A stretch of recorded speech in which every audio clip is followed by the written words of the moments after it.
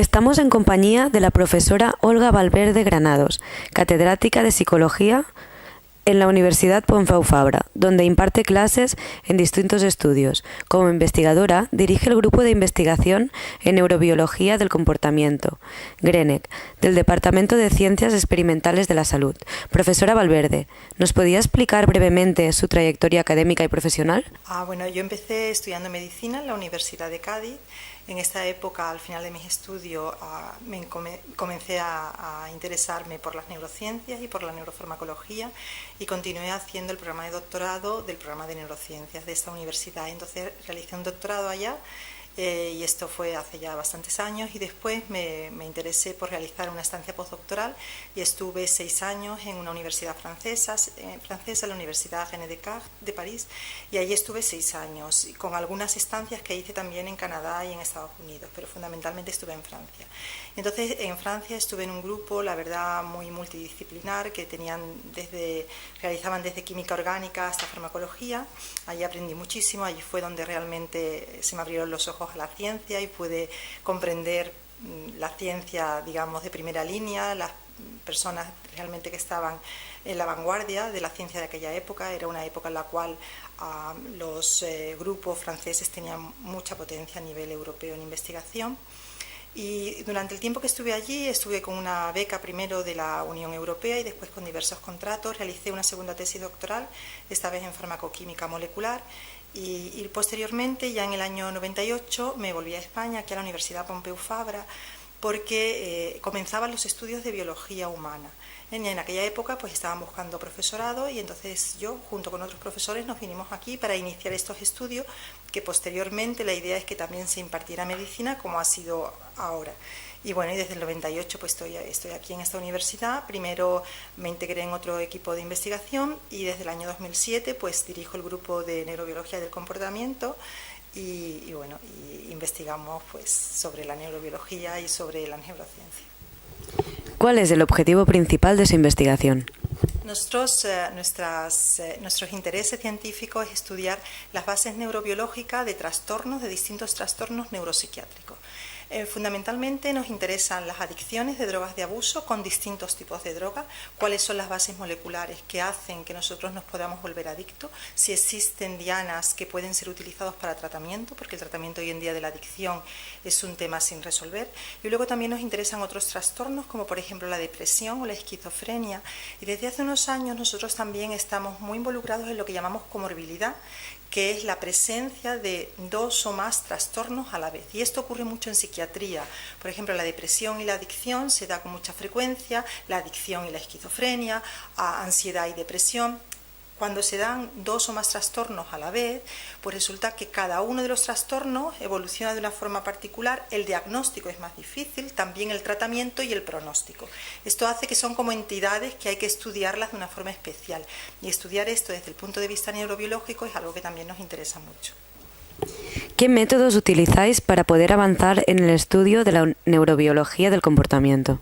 Nosotros inicialmente, yo vengo del campo de la farmacología, pero posteriormente también me he especializado mucho en lo que es el comportamiento animal, es decir, en cómo a través de modelos experimentales nosotros podemos desarrollar modelos que puedan servir pues para estudiar enfermedades. Entonces nosotros inicialmente utilizamos el animal de experimentación para desarrollar modelos que pueden ser ya desarrollados por otros o que nosotros los hemos desarrollado por nosotros mismos para estudiar distintas enfermedades, por ejemplo adicciones, depresión, esquizofrenia, ansiedad, o caracterizar el comportamiento en general de un animal. Pero aparte de estas técnicas comportamentales, también nosotros utilizamos técnicas bioquímicas y moleculares o inmunohistoquímicas, es decir, otra gran variedad de técnicas que ponemos a punto, desarrollamos a través de muestras de tejidos animales. Lo interesante en estos casos es que nosotros podemos tener el comportamiento de un animal y a partir de este mismo animal hemos extraído tejidos, normalmente son tejidos cerebrales, que hemos analizado y nos permite pues correlacionar los hallazgos bioquímicos y moleculares con los hallazgos comportamentales y poder relacionar unos hallazgos con otros.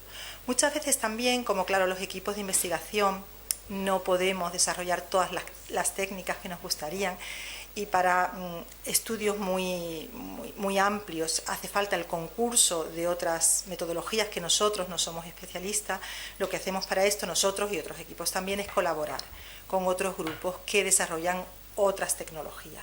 Por ejemplo, nosotros desarrollamos esas técnicas que le he dicho, pero colaboramos con grupos que hacen genómica o genética, entonces muchas veces disponemos de animales modificados genéticamente, o podemos estudiar cómo son las proteínas de un modelo animal, cómo se expresan diferencialmente, entonces para esto necesitamos colaborar.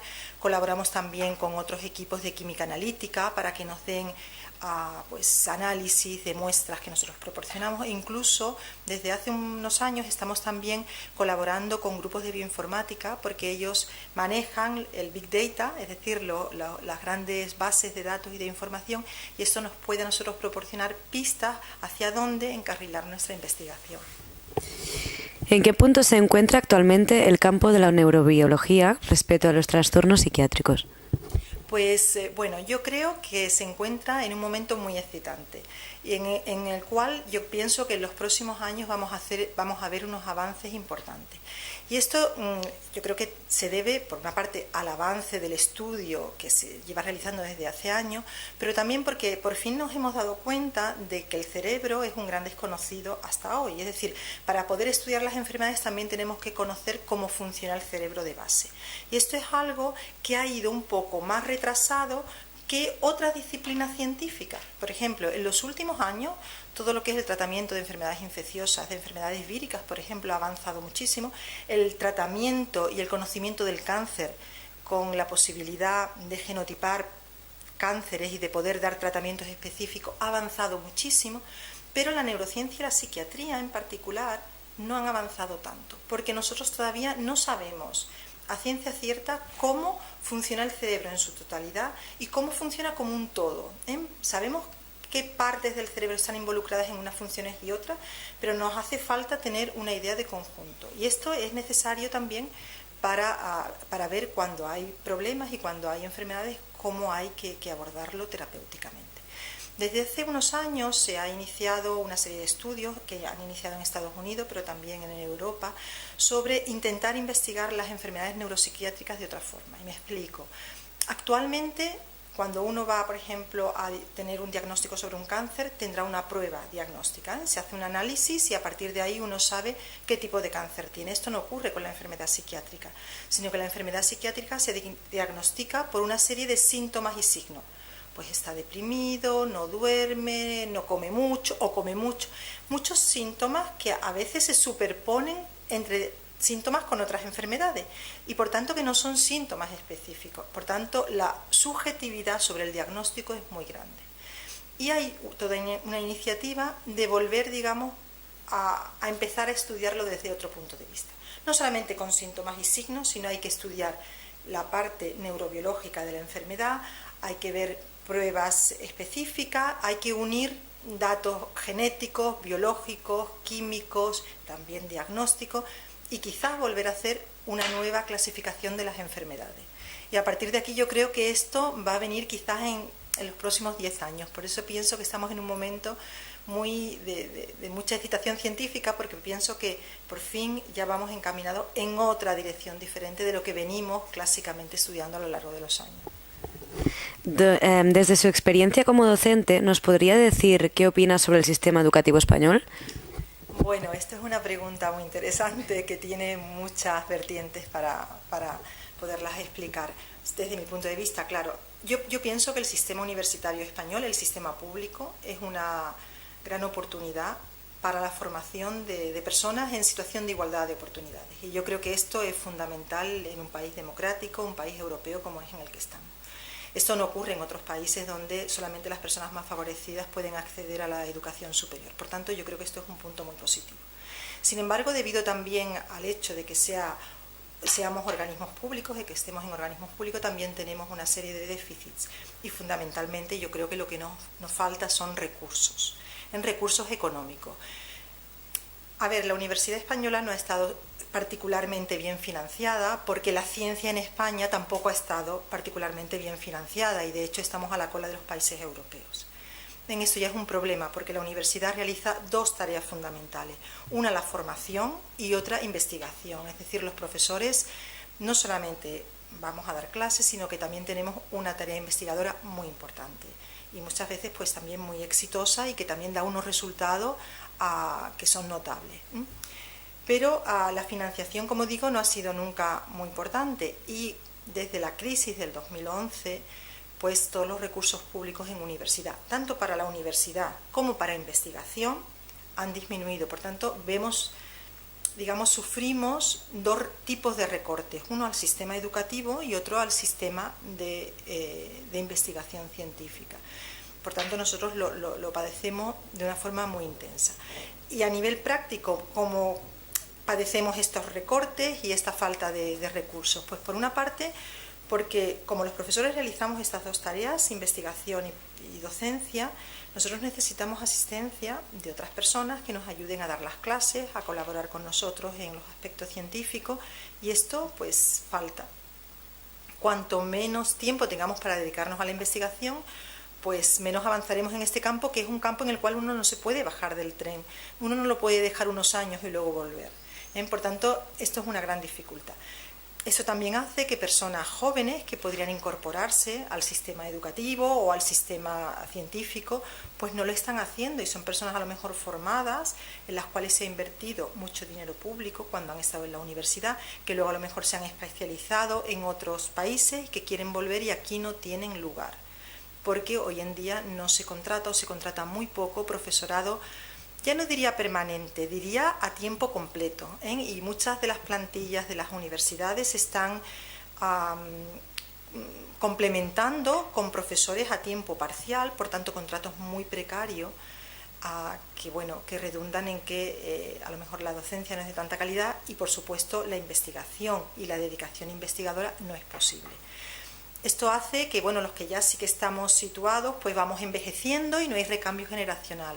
Y yo pienso que el que se integren personas jóvenes, además de ser un incentivo para ellos, porque se han formado para esto, es que yo creo que los grupos tienen que estar formados por personas también jóvenes que proporcionan un mayor dinamismo y una mayor ganas de asumir nuevos retos y de, por tanto, desarrollar con más creatividad, ¿no?, que las personas que ya llevamos mucho tiempo. Así que yo pienso que la inversión en recursos, tanto pública pero también privada, porque en muchos otros países la inversión desde empresas y desde particulares que puedan también aportar recursos a la universidad, esto no se está desarrollando. Hay algunos rectores que sí tienen interés por esto, y yo creo que esto es una gran apuesta de futuro y que debemos de ser conscientes de que invertir en ciencia, invertir en formación, yo creo que es invertir en el futuro mucho mejor que quizás invertir en otro tipo de actividades que son, mucho más, que proporcionan trabajos de mucha más precariedad, ¿no? Entonces, pues yo pienso que esto sería importante. Luego, a nivel personal, siempre he pensado que la universidad, a diferencia de otros organismos de investigación, no proporciona a los profesores movilidad. Por ejemplo, si uno trabaja en el CSIC o si trabaja en otros centros que nada más que hacen investigación, los investigadores tienen posibilidades de moverse, de conocer otras cosas, y en la universidad estamos muy estáticos. No tenemos posibilidad, o es muy difícil podernos ir a otro sitio, aprender, volver, porque la carga docente, que está siempre ahí, pues claro, pues impide que nos podamos mover con la libertad, que a lo mejor sería bueno para científicos que necesitan, ¿no?, buscar estímulos en otros grupos de investigación o buscar nuevas colaboraciones o nuevas ideas.